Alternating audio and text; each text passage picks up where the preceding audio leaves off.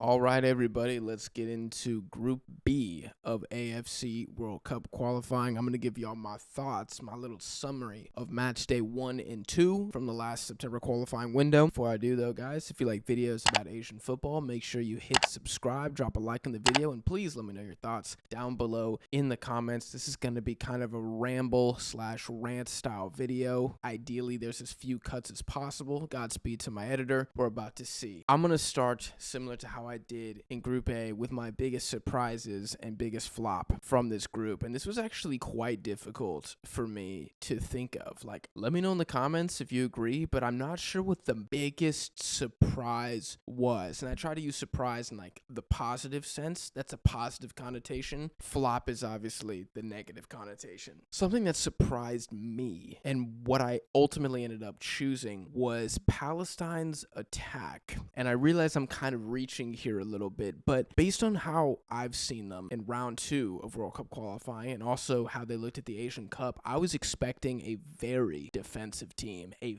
very pragmatic team, and I think they were that, especially in the first half against Jordan. But I think the amount of times that they attacked both South Korea and Jordan, especially in the second halves of both of these matches, really impressed me. And so I'll get to Palestine. Of course, I'm going to do my team-by-team analysis for everything. But when I get to Palestine, I really think that their kind of giant slayer potential is a bit higher than I was expecting. And let me know in the comments right now, highest giant slayer potential, Palestine or North Korea? For flop, this one was a little easier than surprise, and I just have to say Oman. I mean, Oman overall, they were so poor. The second half against Iraq wasn't that bad, but just overall as a window, so poor from Oman that it was a little shambolic. It was shambolic to the point that they sacked their manager. Now, again, we'll get to Oman more later. I'm not sure if a change in manager will be enough. I think based on how they look now versus how they looked under Branko Ivankovic, who's with China right now, maybe Ivankovic was getting Oman to punch above their weight. Like, we're going to see in this next round of qualifying, like, what this team is really made of, because it was a disturbing lack of quality, I think, overall, from basically defense all the way up to the striker. I mean, their player of the window was probably their goalkeeper. He had about 4 really good saves against South Korea. And other than that, the Omanis just look absolutely fried. That's my surprise, and that's my flop. You guys let me know your nominees down below in the comments. We'll start with the team-by-team analysis now, and I'm going to start with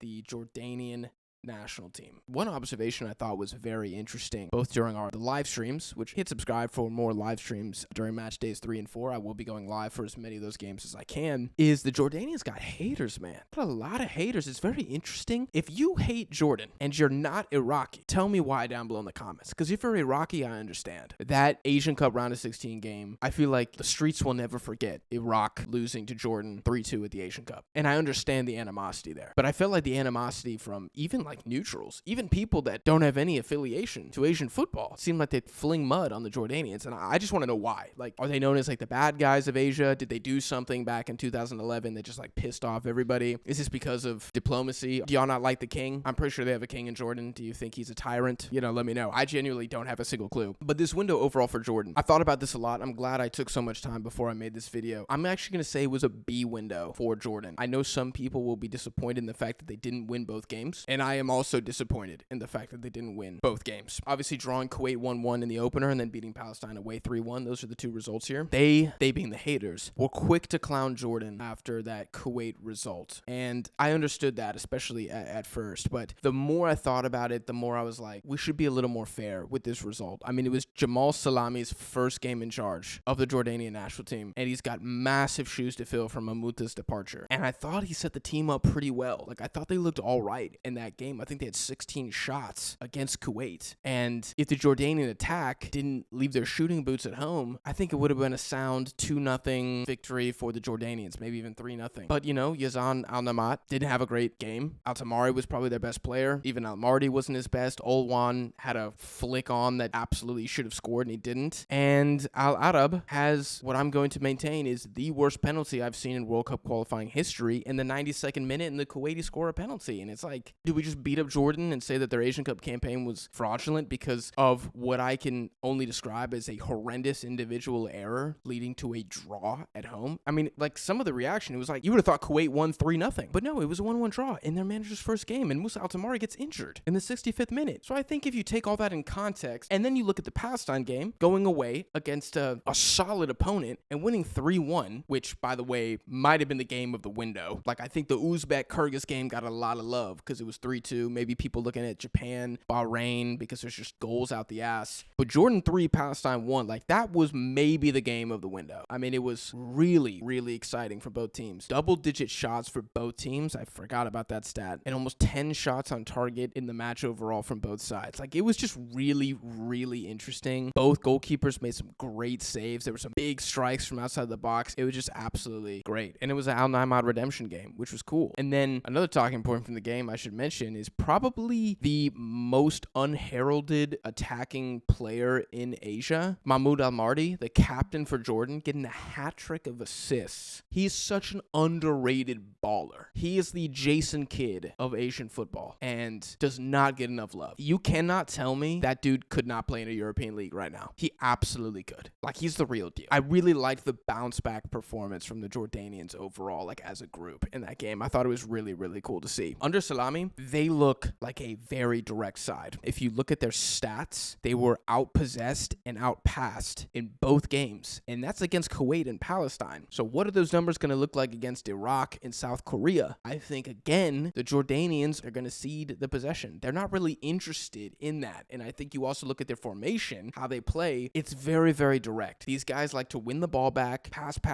shot. The Salami approach seems to be kind of similar to Amuta. It's like, how quickly can we create a shot-creating opportunity? That is the game plan. It is not Spain under Luis Enrique, death by 1,000 passes. They are not interested in that. And I think on the negative side, what you see is because they can be so attacking, because they can be so quick to attack, I mean, it's like full steam ahead with these guys. They look very vulnerable at times. And Al-Arab and Nasib had a great goal line clearance against Palestine, by the way. That would have made it 2-1 Palestine, would have been a disaster. I think they're very solid center backs, but they're not like invincible, and there's definitely holes in this side. And so I think their overall approach to football makes them must watch. I think that's why Jordan you just have to watch these guys. It is so exciting. So I think the good news is that they have a new manager who came in and the team still looks good. It wasn't like they just deteriorated, and they got a result without their star boy in the second qualifying match away from home, and I still think overall Jordan is trending up. The bad news is that they have South Korea and Oman in the next window, and Altamari and Yazan are both injured. So it's time for Ali Olwan to actually score a goal. When was his last goal? He probably scored against Pakistan. Everybody scores against Pakistan. He probably got one there. I'm going to be very interested to see in the next window, where do the goals come from for Jordan? It's another team I'm going to talk about later in this video who also has a very large omission in the attack, and I'm also asking myself, where are the goals going to come from? But you're just going to have to keep watching. So Jordan overall, B window, they're going to be very, very difficult to beat, but the next window might be a bit of an outlier, missing their, I'm not going to say their 2 best players, but 2 of their 3 best players. I think Al-Mardi is probably their 2nd best player, and then I would go Yazan, and then I'd go Olwan. But still, those are big injuries for any national team to cope with. Let's go on to Kuwait. Apparently, I went viral or something on Kuwaiti TikTok because I said they're the worst team in round 3, and my only response to that is, I love the clout. So I appreciate that to any Kuwaiti haters or fans that we have here on the channel for y'all gassing me up like that. I mean, I love to hear it. Brought a massive smile to my face. I look like the Cheshire cat from Alice in Wonderland reading that. And people think I hate Kuwait. People think I hate their national team when I predict them to lose, which is so interesting. Like, yo, this is sports, bro. Somebody's got to lose. I guess there are draws in football as opposed to other sports, but, you know, people are always like, oh, you're a hater. And I'm like, I explained for 4 minutes why I thought you were going to lose. Like, where in there did I say that I don't recognize Kuwait as a nation or something like that? Anyways, I digress. With Kuwait, massive 2 points this window. Draws against Jordan and Iraq. It doesn't matter what I thought about this national team. It doesn't matter what I think now. It doesn't matter what you think watching. Context removed, massive window for Kuwait. Like, big winners. Adding the context back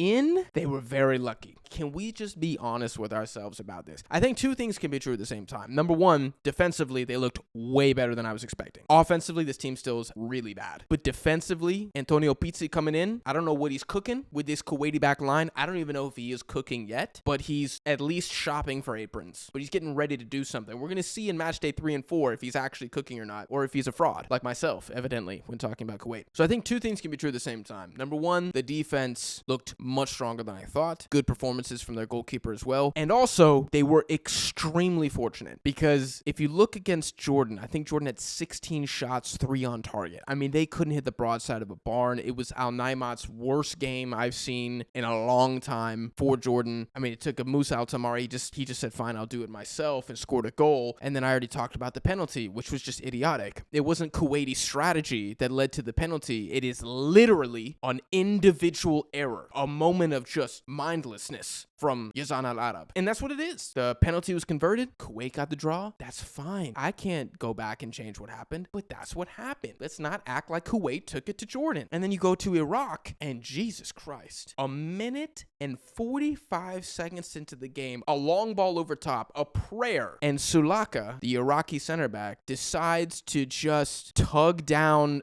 the Kuwaiti attacker as the last man and gets himself sent off straight red. A minute and 45 seconds in, Kuwait play 88 minutes up a man at home. And this is where my concerns for Kuwait are still there, and that's why I say they're a dead team offensively, because they got outshot by Iraq at home despite being a man up literally the entire game. I mean, they might as well have blown the opening whistle 10-11. That's how early the Sulaka red card was. And not only did Iraq outshoot Kuwait, they had better chances. I mean, Kuwait maybe had a set piece that was kind of dangerous. I mean, Jalal didn't have to do much. He was surprisingly chill for, again, being down a man for 90 minutes. And so I look at Kuwait and I'm like, they kind of robbed the bank this window. Like, this was highway robbery, what they did. And I think the gods have smiled down on them. I don't know what sacrifice was done before the window, but it worked, and they should probably do that again before match day 3 and 4. Because I'm asking myself where the goal's coming from. Because if it's not a penalty kick, or maybe like a set piece, like a direct free kick, I'm not even talking corners, I don't really see any aerial threat from this team. Where are they going to score? So I think Pizzi might have found the secret sauce, the secret Kuwaiti sauce. But what does the sauce result in? 7 points in round 3? That'd be big. I mean, we're talking a win and like a couple more draws there. That'd be big. They just don't have the firepower, like in my opinion, to really do anything. They're going to have to keep surviving in really ugly fashion and just hope they can kind of nick a goal every once in a while. Let's see how many goals Kuwait scores against Oman and Palestine. In the comments right now, over under 2 goals total across both matches for Kuwait against Oman and Palestine. I'm taking the under. I do not think they get more than 2 goals. I think if they got 2 goals, that'd be big. I think they probably get 0, but we'll see if I go viral again on Kuwaiti TikTok. Next up, we have Iraq. Now, I gave Jordan a B window. For Iraq, I'm gonna give them a B minus. I think it was slightly worse than the Jordanians, but not by much. You look at Iraq this window, you can break it down like this. 1 great half of football, the first half against Oman. 1 awful half of football in the second half against Oman. And then 2 difficult halves to assess because you were down a man the entire time. I actually think Iraq looked overall pretty solid against Kuwait despite the man disadvantage, which I think just indicates how good this team could actually be if they were actually firing. And they had some really, really good chances to win this game. And they also didn't have Ayman Hussein. A lot of things were stacked up against the Iraqis. I know it wasn't the sexiest window, but I think you need to give them a little bit of a break, just like you gave Jordan a little bit of a break. Now, I said even before the Asian Cup that there's a couple weaknesses in this side that I think can be exploited by opposition. And one of those is the center backs. I do not think they're strong. I do not think Iraq have very good central defenders at all. I think it's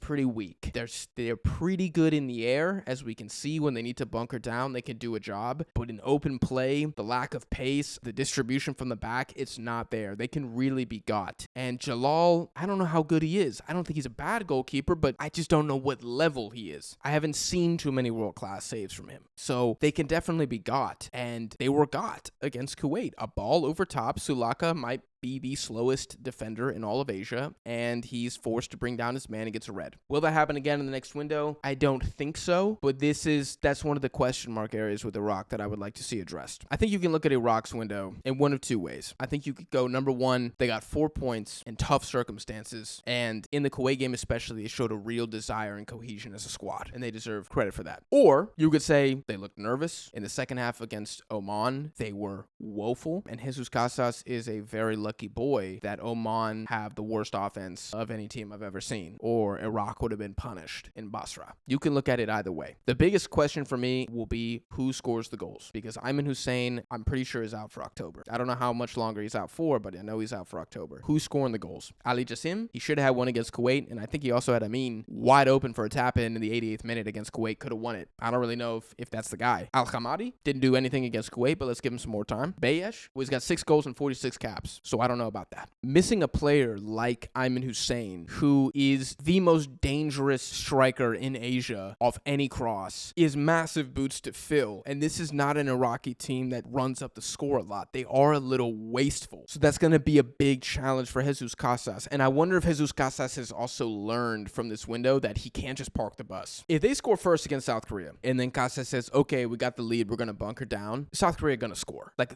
they are going to score, and they might even score twice. You cannot give Son Heung-min and Lee Gang-in and Kwang Hee-chan 45 minutes to just pick you apart, because they're going to pick you apart. So he, as a manager, needs to learn from this window a little bit. Like, it's okay. I'm not saying his job is in peril or anything like that. I'm a big Casas fan, but he's just got to learn from this. Okay, I need to be a little more adventurous. I need to go for the second one, put the game away, and then maybe we can go full Tortuga ball. Like, Iraq was playing like Oman against Oman. Like, it was crazy. I wasn't expecting to see that. A little bit of that has to be chalked up to round 3 jitters as well. Like, this is a big deal for Iraq. They are a pretty emotional national team as well, so I promise you the boys were a little nervous for this one. You know, despite the Ayman Hussein just unstoppable header. It's inevitability. I mean, it's like Thanos, dude. Or like Galactus, the guy who eats planets. That's basically Ayman Hussein. Instead of eating planets, he just eats crosses for fun. Yeah, that's kind of how I see this Iraqi window. I think it was mission accomplished overall, given the circumstances. You didn't lose away from home in Kuwait City, despite being down a man that entire time. Now you have a big test up next. Palestine at home and South Korea away. They get something against South Korea. Nobody remembers a single thing from this opening window if they get a result in both of those games. Let's talk about Oman. Good Lord. 0 points, 1-0 loss against Iraq, and then 3-1 loss to South Korea at home. That's the concerning part. It's not that South Korea beat Oman. South Korea should beat Oman. It's that you lost 3-1 in Muscat. They didn't allow 3 goals in a game at home the entire round 3 in 2022, and they did it in their first match of 2026. I swear to God, if Oman had more clout, they would be getting destroyed by the media. It's like a new Blueface album. Like, just nobody cares. Every time it's released, nobody's listening to it. Nobody reviews it. Everybody just kind of like, oh, they dropped an album? Okay. And then they just move on with their lives. That's kind of like Oman every time they play. And I kind of feel sympathetic for them, but also they play horrible football. So, like, you kind of do it to yourself, right? It's like if you're dropping a trash mixtape, a trash album, don't get mad at me because I call it trash. Do something better. That's how I see Oman. I'm like, what am I supposed to get excited about with this national team? Sorry, I just slapped my laptop almost off the table. That was almost RIP Deadball TV, much like RIP Oman. They've done nothing but get worse in the last 2 years. And I think the trend downward is pretty shocking. And I don't really know what the silver lining is here. I mean, offensively, I said it, they're the worst team in this group. Like, Kuwait. Wait, hold on. I might be out of pocket with that. Worst offense, Kuwait or Oman? Who scores less goals when it's all said and done? Kuwait or Oman? Comment down below. I need to see this, bro. I might put a poll up on the Instagram, link in the description, because I got to see what y'all thinking on that, because you got to have balls of steel to place a money bet on that. I really don't know. We could see both of them scoring 4 goals total. It could be a disaster. Like, how do they get out of this, man? What is the way back for Oman? I already said they sacked their manager. Selhavi, he's out, and they appointed some new guy. I don't know anything about him. Rashid Al-Yafi. I have no idea who he is. Godspeed to the man, though. I mean, in the Iraq game, Iraq did everything they possibly could to drop points. They begged Oman to score a goal. They were so uninterested in scoring. Couple good opportunities in basically 45 minutes of monopolizing chances in possession. That was really concerning for me. And then you lose 3-1 at home to South Korea. And I mean, they were giving the South Korean players a little too much respect. You can't give Kwang Hee-chan that much space. You can't give Son that much space. Do you know who Lee Gang-in is? I bet you know now. After this game, I bet you they don't make that same mistake. mistake again. So the new manager, Rashid, I mean, he's got to come in and he's got to go 5-5-0 as the formation. Get some defensive solidarity back. That's the DNA of Oman, and it's gone. I don't know what to say as a positive send-off for Oman and all the very, very few Omanis who watched Netball TV, except for it literally couldn't get worse. So I think sacking the manager, despite him being in charge for 6 games, I think it's fair because it literally couldn't get any worse. This was the Omani FA saying, we don't do something now, 2026 is done, so let's just pull the trigger. Can you imagine if the Saudi FA had the balls to do that? They probably would if they didn't have to pay Mancini like a $200 million severance. Anyways, South Korea, mixed bag this window, wasn't it? 0-0 draw at home to Palestine. That was a weird game, and I think it embodied the negative vibe around the Korean FA and the Korean fan base. I mean, these fans are not happy. I hear it from my friends. I see it online. You can see it at the game. I mean, if your star defender has to go to the fans and ask them to be nicer, you know things are bad. In your manager's debut match, you know things are bad. I feel like the vibes are so negative. I think it actually is affecting this team. The Palestine game, I'll focus in on that for a second. I'm personally not that worried. I feel like I'm one of the few people that is not that worried about it. And I'm not that worried about it because I don't think you will ever see a worse game in a Korean jersey from Sung Hyun-min than that game. I mean, he had a shot off the crossbar, one-on-one with the goalkeeper, should have scored. And then he has another opportunity where he is through one-on-one and he takes a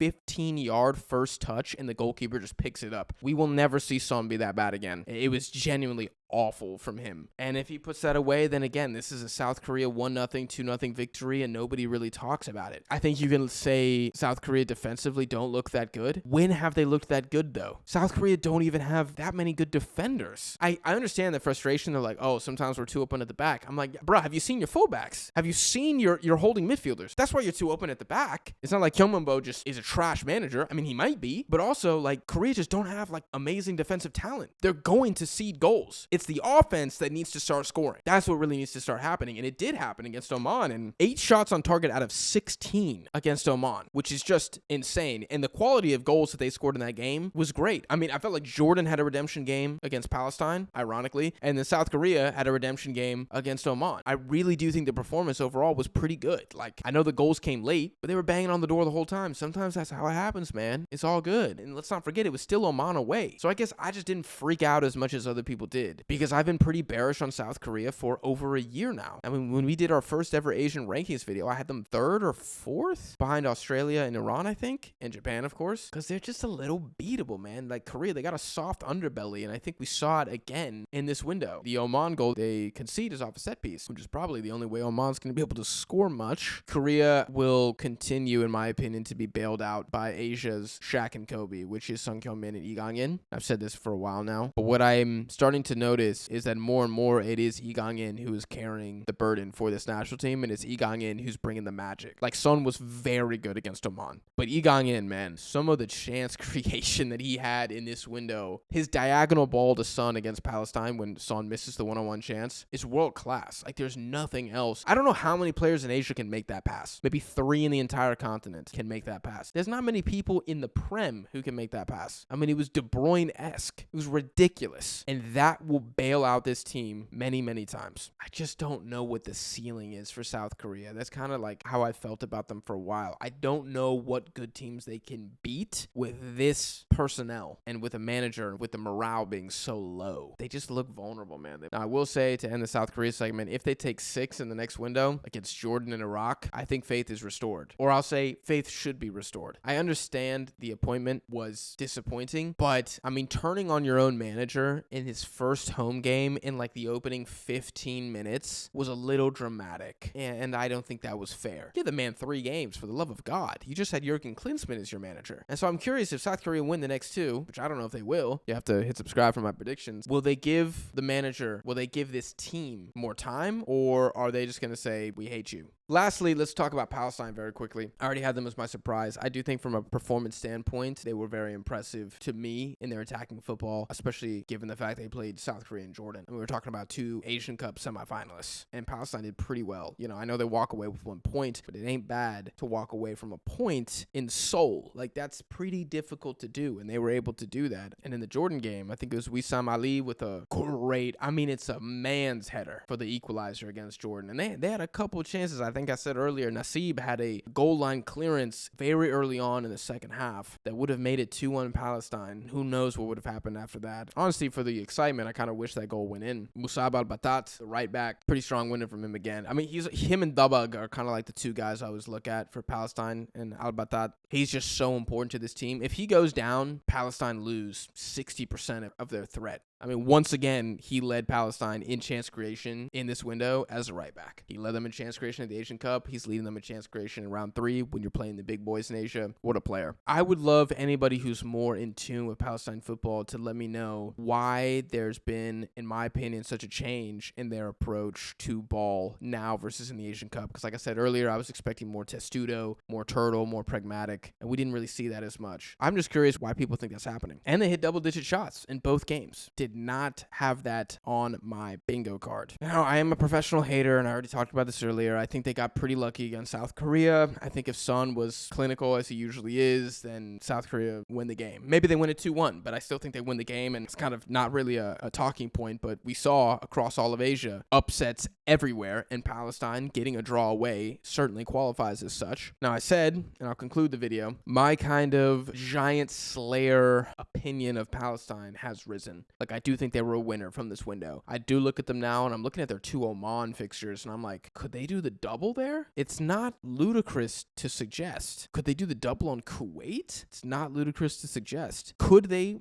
go to round 4? Dude, they're kind of my favorite. I'm kind of saying yes. I'm kind of thinking Palestine finished 4th. I think they have the better attackers of the other 2 teams that they're kind of battling for in that position. I mean, Iraq, Jordan, South Korea, those are just 3 behemoths. They're going to be really tough to take down, but I guarantee you Palestine probably get another draw against one of those teams. But their odds for round 4, for me, went up big. And I'm so fascinated to see how they can do against Oman and Kuwait in those fixtures. If they can take 9 from those, jeez, they're sailing at that point. Not a prediction. Whoever wins those games is going to round 4. Like, those are the must wins. I don't care if Kuwait and Palestine and Oman lose 4-0 away to South Korea. I know Palestine technically can't, but you guys know what I'm trying to say. I don't care. If you win those games against the pot 4 or pot 5 or pot 6 team, you're going to round 4. So those are going to be the real derbies, I think, in this group. And I'm fascinated to see. I might have to do a live stream for Oman versus Palestine. Like, that might actually end up being the best game of the entire qualifying cycle, which will be hilarious. Do I have anything else to say about Palestine? I think there's real hope in this squad. Like I said, Kuwait, Oman, Palestine, feeling a little more bullish on Palestine. But those are my thoughts, guys. I'm going to end the video there. I'll be doing my Group C as soon as I can here on the channel. If you guys enjoyed, make sure you drop a like on the video. Again, hit subscribe for more Asian footy content. If you want to participate in any of the polls involving Asian football that I occasionally feature in these videos, make sure you follow us on Instagram. The link is in the description. You can also follow my Twitter, which is also in the description of this video. Hope you guys got some value from this video. I enjoyed making it. I hope you enjoyed watching, and I'll see y'all in the next one.